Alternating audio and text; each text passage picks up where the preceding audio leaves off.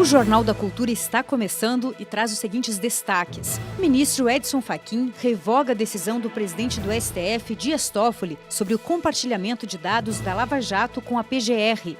E a Procuradoria já anunciou que vai recorrer da decisão. Supremo retoma as atividades com sessão extraordinária para tratar a questão dos indígenas na pandemia. Pandemia mata mais de 94 mil brasileiros e a Organização Mundial da Saúde volta a citar o país como uma grande preocupação. Procuradoria-Geral da República apresenta pedido ao Superior Tribunal de Justiça para restabelecer a ordem de prisão a Fabrício Queiroz e a mulher dele, Márcia Aguiar. 87% dos estudantes têm medo de serem contaminados pelo coronavírus na volta às aulas, segundo pesquisa Datafolha. As crianças também adoecem, né? Então falar que as crianças não adoecem é mentira. Um grave acidente com 22 veículos deixa 8 mortos no Paraná. A pandemia passa de 18 milhões de casos confirmados no mundo. E o monopólio da vacina por parte dos países ricos preocupa. Olá, boa noite. Na bancada temos a presença do economista e filósofo Joel Pinheiro da Fonseca e do médico clínico geral Arnaldo Lichtenstein. E lembrando que você pode fazer comentários pelo Twitter na hashtag Jornal da Cultura. A volta do Judiciário provocou duas discussões importantes hoje em Brasília. Na primeira, o ministro Edson Fachin revogou uma decisão anterior do presidente da Corte que determinava o compartilhamento de informações da Operação Lava Jato com a Procuradoria-Geral da República. O repórter Lucas Scherer tem as informações. Lucas, qual será o destino do material já coletado pela PGR? Boa noite para você.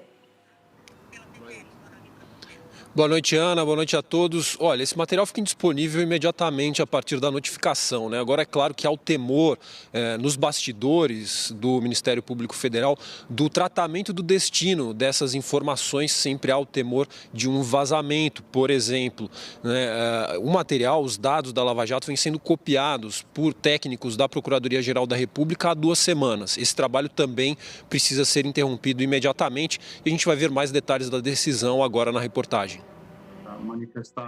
A decisão do ministro Edson Fachin cancela a abertura de dados da Operação Lava Jato para a Procuradoria-Geral da República. O pedido foi feito pelo procurador-geral Augusto Aras ao Supremo durante o recesso do Judiciário.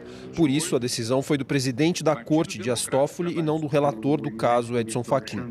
Aras alega que todo o material probatório obtido pelas forças-tarefas de procuradores da Lava Jato pertence à PGR. No parecer de julho, Toffoli concorda com a tese de Aras e diz que a Procuradoria detém hierarquicamente competência administrativa para requisitar o intercâmbio institucional de informações. Na decisão de hoje, o relator Fachin lembrou outra decisão da Corte, o princípio da unidade do Ministério Público, que determina que ele seja dotado de autonomia organizacional, respeitados os limites estabelecidos na Constituição Federal. Na semana passada, Aras afirmou num evento que é preciso corrigir desvios e superar o lavajatismo e acusou a Força-Tarefa de Curitiba de guardar caixas de segredos com dados de 38 mil pessoas. Aras também disse que os procuradores paranaenses têm mais dados armazenados que todo o sistema eletrônico do Ministério Público Federal. Não pode acabar as forças-tarefa, não pode acabar a Lava Jato, não tem justificativa para se fazer isso. A decisão ela põe um freio num ímpeto intervencionista na Operação Lava Jato, que trouxe grandes avanços significativos no combate à corrupção no Brasil.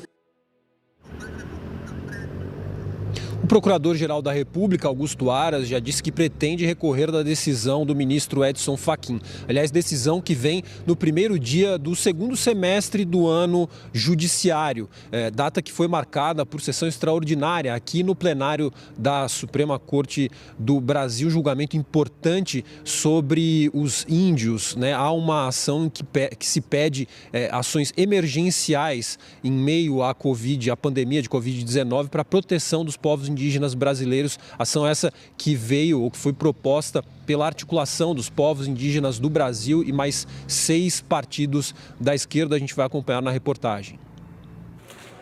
A APIB, entidade indígena, alega que a postura do governo federal frente à pandemia oferece sérios riscos para as comunidades.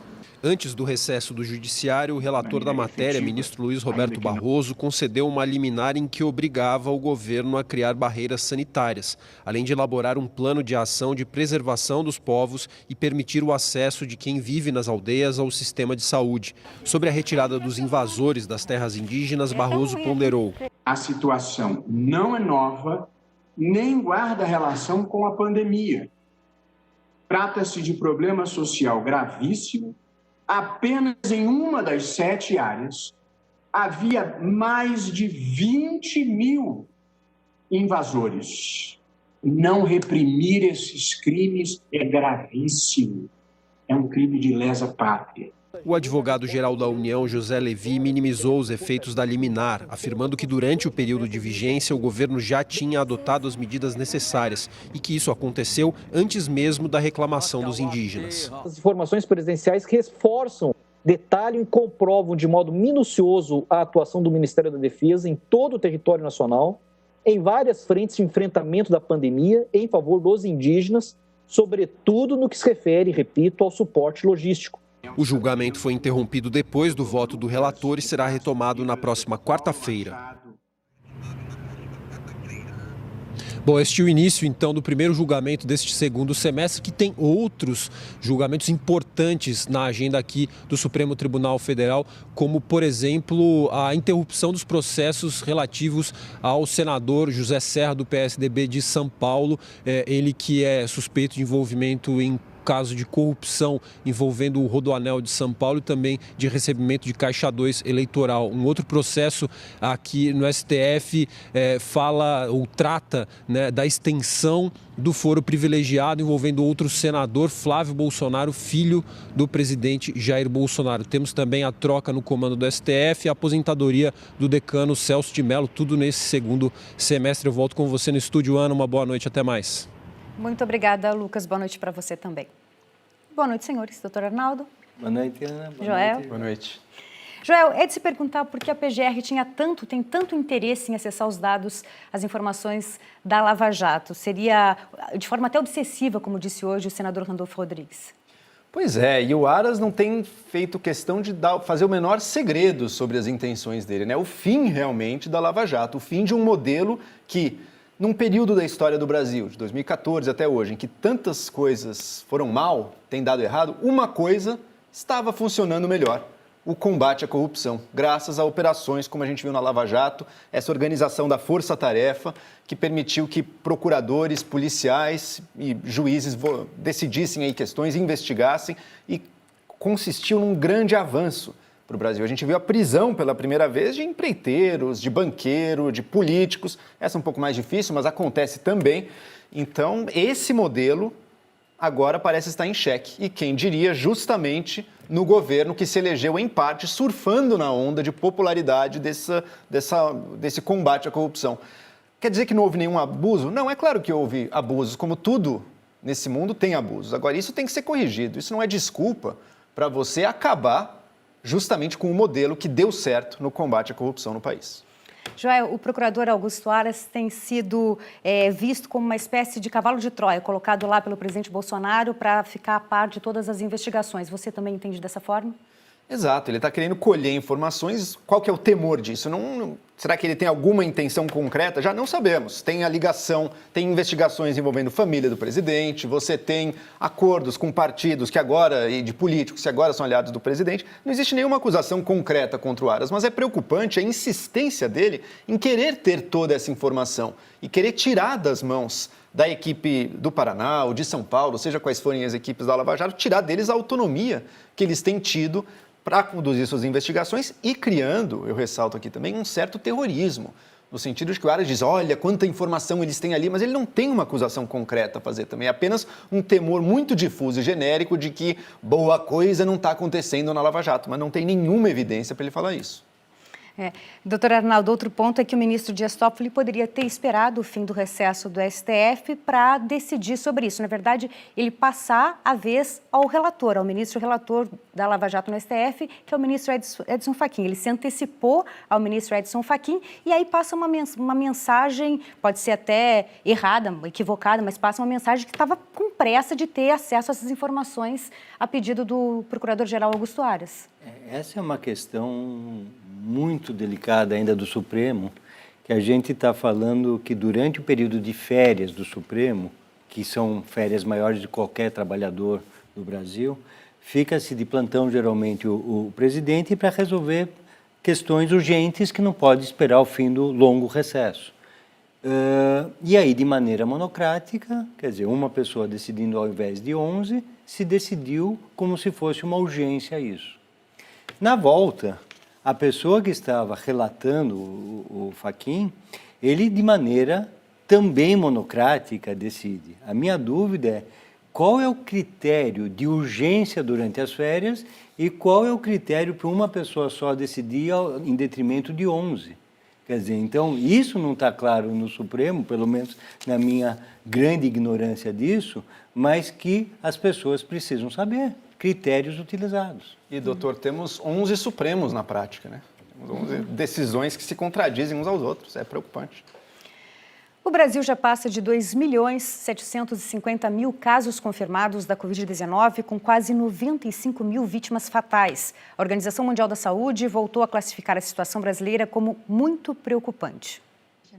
A declaração foi dada pelo diretor de emergências da OMS, Michael Ryan. The situation in Brazil continues to be of great concern.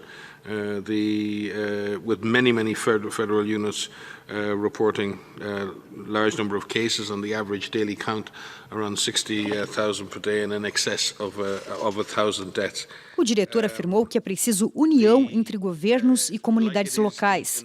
Defendeu ainda que autoridades devem ser capazes de detectar e isolar casos, além de oferecer condições para frear a doença. O Brasil tem hoje 2.751.000 casos confirmados da Covid-19, de acordo com o consórcio de veículos da imprensa.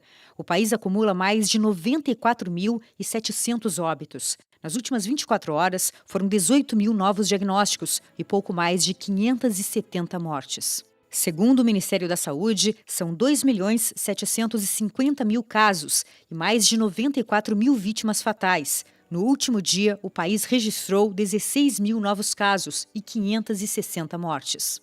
O ministro da Casa Civil, Walter Braga Neto, testou positivo para a Covid-19. A assessoria de comunicação da pasta informou que ele está bem, sem sintomas e que trabalha de forma remota. São Paulo teve queda de 8% no número de mortes causadas pelo novo coronavírus. Na capital ainda houve redução de 5% nas internações e o interior teve uma média 1% menor. Os dados são um comparativo em relação à semana anterior. Pela segunda semana consecutiva, o Estado de São Paulo apresentou uma diminuição no número de óbitos e internações no Estado. Isso claramente se espelha, se reflete ao programa de testagem. Hoje atingimos 1.788.000 testes, correspondendo a 25% do total de testes realizados no Brasil. O estado tem mais de 560 mil casos confirmados e mais de 23 mil mortes. Já o Rio de Janeiro teve praias cheias no fim de semana. Novas regras de flexibilização passaram a valer para a capital fluminense. O banho de mar foi liberado, assim como o trabalho de ambulantes. Mas a permanência na areia e o aluguel de cadeiras e barracas seguem proibidos. A Prefeitura do Rio informou que 123 pessoas foram multadas por não usar máscara. O estado tem cerca de 170 mil casos registrados e mais de 13 mil óbitos. Em algumas cidades do interior do Rio Grande do Sul, teve lockdown temporário no fim de semana. Alegrete, próximo à fronteira com a Argentina, todo o comércio foi fechado. O estado tem 12 regiões atualmente na classificação de bandeira vermelha, com alto risco de contaminação. O Rio Grande do Sul registra mais de 71 mil casos e cerca de 2 mil mortes. Doutor Arnaldo, tudo que o diretor da OMS falou é tudo exatamente o que não se faz no Brasil. O senhor acredita que ainda dá tempo de um ajuste de rota na coordenação da pandemia ou seguiremos desse mesmo jeito até que tenha imunidade de rebanho ou uma vacina? Infelizmente, não vejo perspectivas de mudança dessa política que já está aí há 6 meses, pelo menos. O que existe são esforços regionais de, eventualmente, prefeitos, governadores ou regionais, para se tentar ter um mínimo de critério, um mínimo de sanidade para se combater isso daí. No Brasil, o Brasil é muito heterogêneo.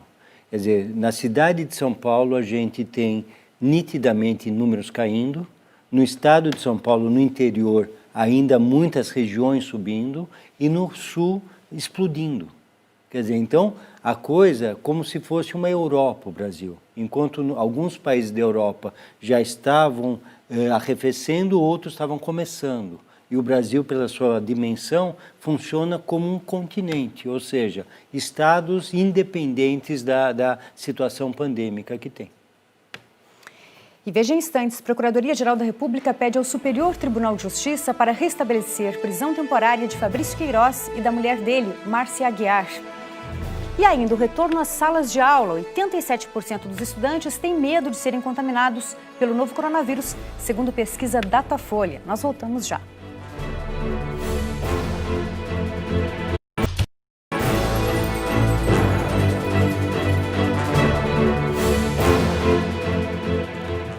Após o fim do recesso do Judiciário, a Procuradoria-Geral da República pediu ao Superior Tribunal de Justiça que restabeleça a ordem de prisão temporária contra o ex-assessor Fabrício Queiroz e a mulher dele, Márcia Aguiar.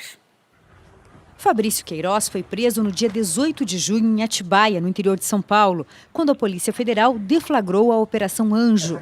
A mulher dele, Márcia, também teve prisão preventiva decretada pela Justiça, mas não foi encontrada no dia da ação. No mês passado, o presidente do Superior Tribunal de Justiça, João Otávio Noronha, que estava de plantão no recesso judiciário, autorizou que o casal ficasse em prisão domiciliar. Na época, Márcia era considerada foragida. De acordo com o subprocurador da República, Roberto Luiz Tomé, autor do pedido ao STJ, o retorno dos investigados à prisão é necessário para resgatar a dignidade da função jurisdicional e o respeito devido às decisões prolatadas por juízos competentes e o bom nome e conceito da justiça. O pedido deve ser analisado pelo ministro Félix Fischer, que pode levar o caso à 5ª turma do STJ. Fischer, no entanto, está afastado por problemas de saúde e pode ser substituído pelo ministro Jorge Mussi. Fabrício Queiroz e a esposa foram assessores de Flávio Bolsonaro quando ele era deputado estadual. Queiroz é apontado pelo Ministério Público como operador financeiro do esquema das rachadinhas. As irregularidades teriam ocorrido no gabinete de Flávio, na Assembleia Legislativa do Rio de Janeiro. O parlamentar nega as acusações. O governo federal deixará de arrecadar quase 300 bilhões de reais este ano devido a privilégios tributários sem justificativas para empresas e pessoas físicas nas contas da Unafisco, a associação que reúne os auditores da Receita Federal. Os autores do estudo dizem, no entanto, que a ideia é incluir o tema nos debates da reforma tributária. Lembra de quando dava para comprar um carro novo sem IPI e também geladeira, fogão? Várias vezes o governo baixou impostos para estimular a economia. Mas isto tem um custo. Só este ano, 292 bilhões de reais deixarão de entrar nos cofres federais por conta de benefícios tributários, segundo a Associação dos Auditores da Receita Federal. A entidade criou uma ferramenta online que estima o valor em tempo real. É o privilegiômetro. Poderia citar como uma coisa curiosa que o nosso país ele gasta anualmente, deixa de arrecadar anualmente, $500 bilhão para incentivar o consumo de água mineral. É um pouco curioso, né? Mas o presidente do Instituto Brasileiro de Planejamento e Tributação diz que é preciso diferenciar privilégio de medidas de incentivo e justiça fiscal.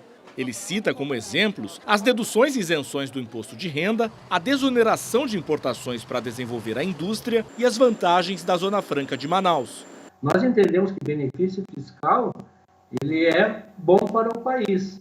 E se ele estiver dando resultado, melhor ainda. Ele é feito justamente para desenvolver uma atividade ou desenvolver uma região e trazer resultados positivos para o nosso país. A entidade responsável pelo privilegiômetro reconhece que o valor inclui políticas públicas importantes, mas defende que é necessário discutir os benefícios no momento em que a reforma tributária avança no Congresso. Toda essa discussão sobre privilégio, ela precisa ser apresentada à sociedade para que nós discutamos o que é de fato um privilégio tributário e o que não é um privilégio tributário.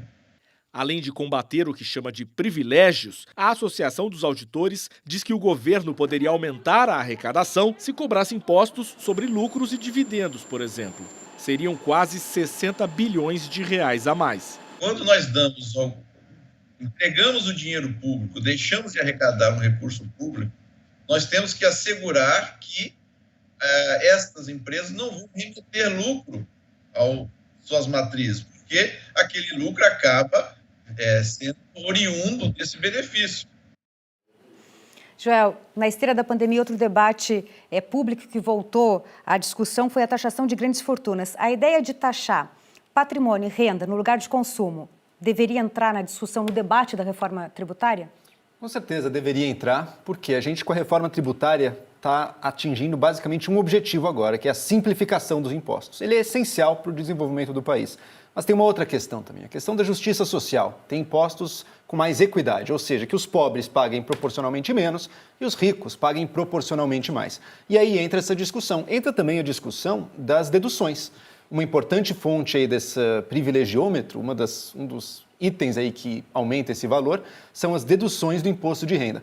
Agora, seria ótimo se a gente pudesse fazer o seguinte, não vamos cobrar apenas o imposto dos multimilionários e esses vão dar conta de todas as necessidades que o Brasil tem. Mas o Brasil é um país muito desigual. Então, esse imposto apenas que é cobrado a mais, os multimilionários, o IPVA do jatinho, por exemplo, eu acho que tem que ter o IPVA do jatinho sem sombra de dúvida, mas não vai resolver o problema tributário brasileiro. Você vai ter que entrar em discussões mais amplas, discussões que pegam muita gente que não se considera rica, e que não é rica, na verdade tem um nível de vida até mais de classe média, mas que no Brasil tem um padrão de vida muito melhor do que o grosso da população. E daí entra uma discussão, por exemplo, e a dedução para a escola privada dos filhos no imposto de renda. Essa discussão vai ter que ser tida. Não é simples, não tem uma solução única, mas eu não tenho dúvida, um objetivo que o Brasil tem que ter é o seguinte, quem é mais rico tem que estar pagando mais. É justo que isso aconteça e isso vai permitir que os mais pobres paguem menos. A gente vai ter um país melhor no final das contas. Doutor Arnaldo, sobre discussões pertinentes, hoje o relator da reforma tributária na Câmara disse que a tentativa de recriar a CPMF é tentação que nos remete a um ambiente medieval. Já o presidente Bolsonaro disse neste domingo, ontem, que a nova CPMF só existirá se não houver aumento da carga tributária. Difícil de acreditar. Como é que o senhor vê essas duas declarações? O CPMF, se a gente lembrar, foi criado por um médico, né?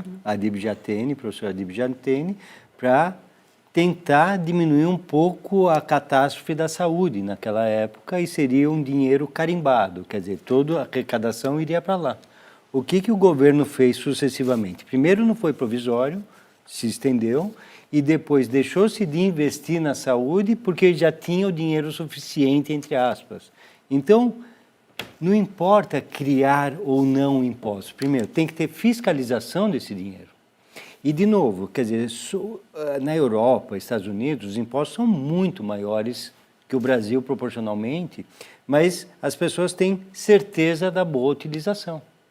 Por exemplo, na saúde privada, quer dizer, o abatimento de despesas médicas é porque o SUS não oferece serviço para todos. Na escola pública, não oferecendo, tem que ir para a escola privada e é um jeito indireto dessa compensação. Então, a reforma teria que ir muito mais na qualidade dos serviços prestados e a fiscalização dessa qualidade.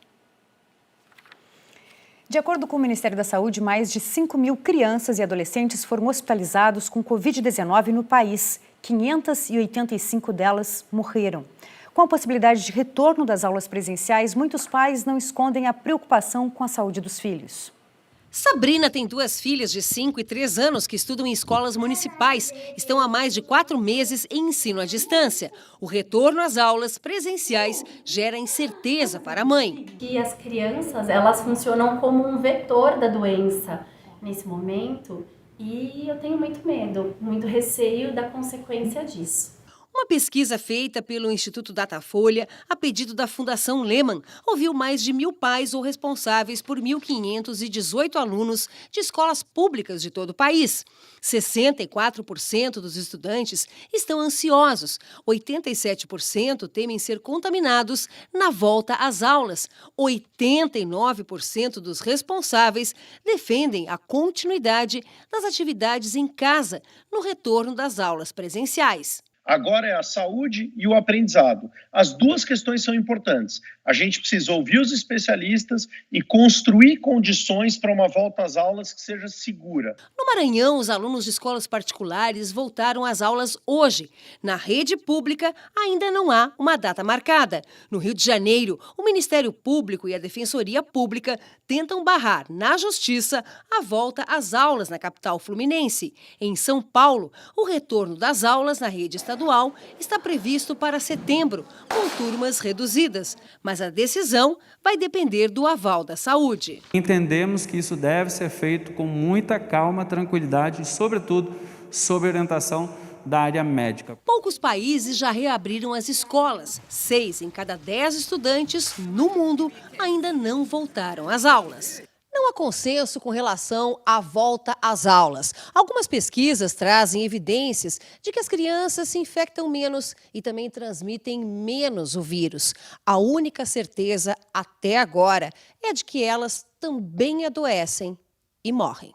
De acordo com o boletim epidemiológico mais recente, 5.331 crianças e adolescentes entre 0 e 19 anos foram hospitalizados com Covid-19 no país. 585 morreram. As crianças também adoecem, né? Então, falar que as crianças não adoecem é mentira. E, na minha opinião, os pais que não se sentirem à vontade, nem seguros de mandar as crianças de volta, ou pais que têm filhos especiais no sentido de ter alguma doença ou autoimune, algum tratamento, crianças mais vulneráveis, essas têm que ter o direito a não retornar à escola.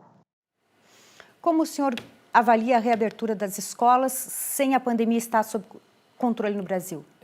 Tem muitas questões muito importantes dos dois lados. O que está acontecendo com o ensino à distância é, mais uma vez, agravar a distância entre ricos e pobres. Os pobres não estão tendo ensino à distância real. Não têm computadores, a internet é falha e, portanto, não estão tendo esse aprendizado. Por outro lado, as que menos adoecem são as crianças que vão para a escola. Então, a saúde das crianças, eu acho que é a pequena parte, por incrível que pareça, nessa questão. O que existe é tudo que gira em volta. Quer dizer, para você voltar às aulas, você vai colocar milhões de pessoas circulando. As crianças, quem leva, os professores, as crianças voltando para a casa dos avós, quer dizer, vai se movimentar toda essa questão e vai ter um repique. Mas a escola, por outro lado, é um fator que não vai se recuperar a integração. Ou seja, se a pessoa não se sentir incluída na escola, a evasão da escola vai aumentar terrivelmente nos próximos meses e anos. A escola é o lugar de única alimentação de muitas pessoas e isso não está chegando nas casas. Ou seja, tem a questão social absurdamente alta nas classes menos privilegiadas e a questão da mobilização do batalhão que se vai pôr na rua com a volta às aulas. Ou seja, não é uma questão fácil de resolver. Será que as escolas públicas, que já enfrentam vários problemas, Joel, vão ter condições de dar conta do controle rígido, esse controle sanitário rígido que está sendo pedido? Tem que ver direitinho quais são as medidas que os especialistas recomendam, né? Você tem carteiras com maior separação, você vai ter uso de máscaras. Agora, até que ponto uma criança ali de 7 anos, você vai esperar que ela mantenha a distância ou a máscara? É complicado mesmo. Mas eu noto uma coisa. Se no começo da pandemia a gente estava fazendo aquela discussão, né, era vidas ou economia, agora estamos em outra, que é priorizar a saúde ou a educação das crianças também. Essas duas coisas estão em conflito e é muito difícil solucionar. Eu falo também como pai, tenho 2 filhos em idade escolar e, em última análise, eu acho que a gente tem que ouvir o que autoridades médicas do nosso país dizem, qual é a forma segura da gente poder retornar às aulas e se disserem que não é seguro, então que não se retorne. Mas se existir algum jeito, Se existir algum caminho que seja possível com alguma segurança as aulas voltarem, também seria importante, porque educação é um investimento de longo prazo do nosso país, né, nas nossas pessoas. Você não pode também abrir mão disso. E para muita gente não está tendo ensino à distância, exatamente. Estão perdendo um ano letivo, isso é muito grave também. Engavetamento com mais de 20 veículos deixa 8 mortos e 26 feridos na BR-277, no Paraná. O acidente, no final da noite deste domingo, envolveu 16 carros e 5 motocicletas em São José dos Pinhais. Segundo a Polícia Rodoviária Federal, o engavetamento começou com o primeiro acidente sem gravidade. Mas um caminhão que vinha atrás tentou desviar dos veículos que se envolveram na primeira batida e não conseguiu. Atropelou 4 ocupantes dos carros que estavam aguardando na lateral da rodovia. Depois disso, houve uma sucessão de batidas. Testemunhas disseram que a fumaça de uma queimada teria atrapalhado a visibilidade dos motoristas. A concessionária que administra a rodovia interditou os 2 sentidos das pistas para que as equipes de resgate atendessem as vítimas. A rodovia só foi liberada na madrugada desta segunda-feira. E veja a seguir, mais de 18 milhões de pessoas no mundo foram infectadas pelo novo coronavírus. E ainda, possível monopólio da vacina contra a Covid-19 por nações ricas preocupa a comunidade internacional. Nós voltamos já.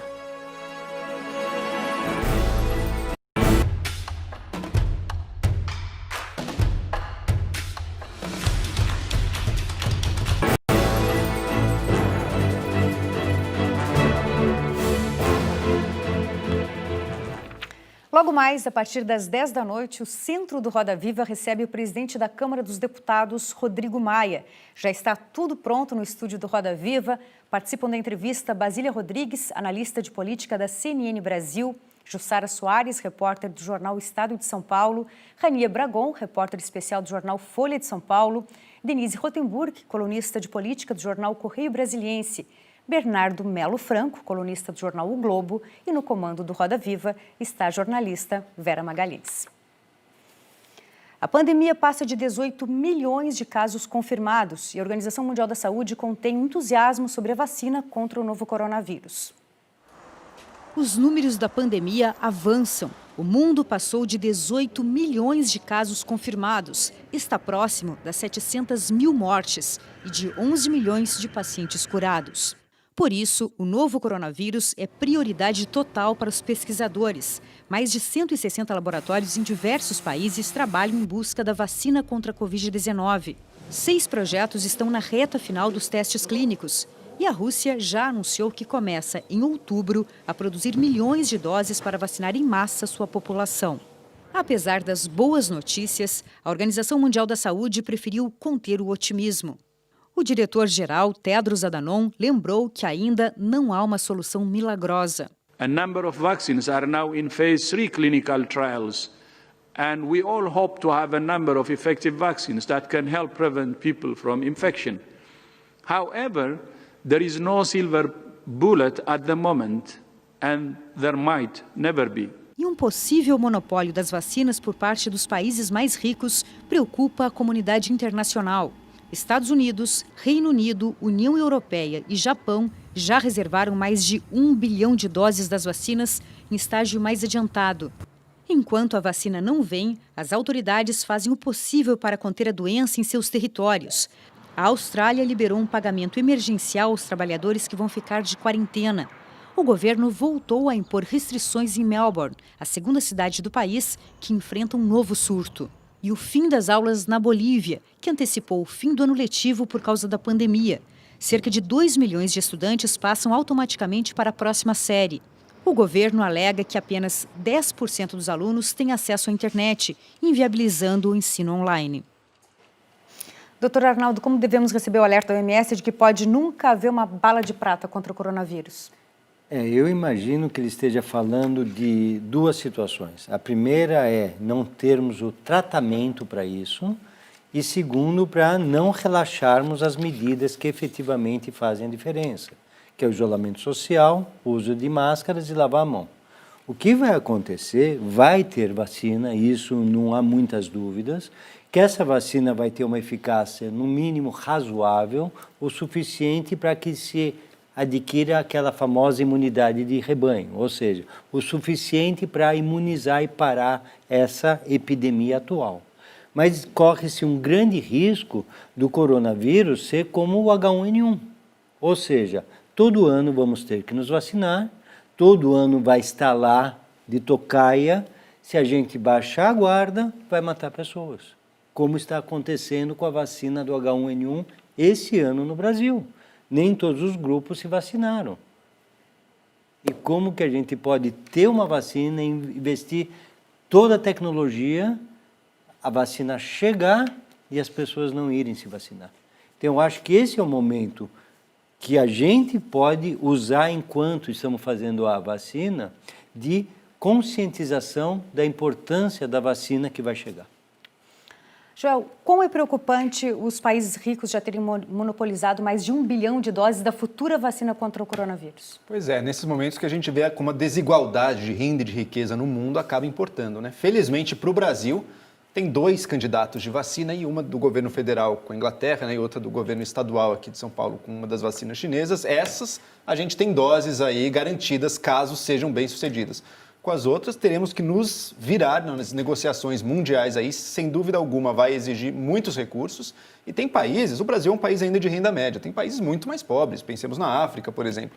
Ali, acho que a saída vai ser depender de filantropia global, alguma coisa assim vai ter que ser feita. Ou, na verdade, atos também dos governos e da ONU para ajudar esses países, porque realmente eles partem de uma situação muito desfavorável para negociar essas vacinas com países riquíssimos aí que podem gastar o quanto for necessário para comprar suas doses. Aí entra o Bill Gates. Entra o Bill Gates, entra o Elon Musk e todos os outros bilionários que a gente acompanha, e está na hora de vocês mostrarem a que vieram.